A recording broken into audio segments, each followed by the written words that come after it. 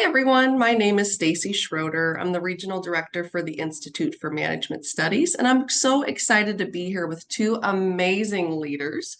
We have Kristy Berg, who is the Director of the Center for Excellence at Erie Insurance, and she's going to have a great conversation with Helene Segura, the inefficiency assassin. Helene's program is coming up on September 25th at 1 p.m., and we hope that you enjoy this short interview to get to know Helene a little bit better and get some context specific to Erie. So with that, Kristy, I'm happy to hand it over to you. Thanks, Stacey. So, Helene, you've developed some amazing tools for time management and productivity during your career. What makes this a passion area for you, and what are some of the biggest impacts you've seen on others through your guidance?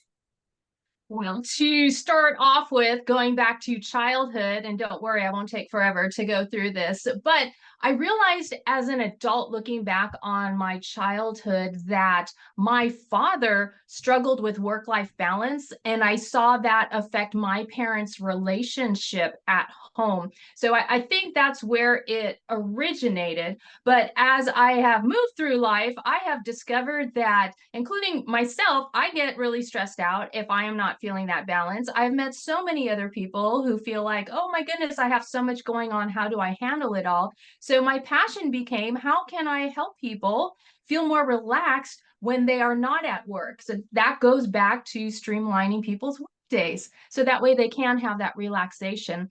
And as far as the biggest impacts, the most extreme examples, and this is very rare, but the most extreme examples are helping somebody prevent a divorce or helping them not get fired.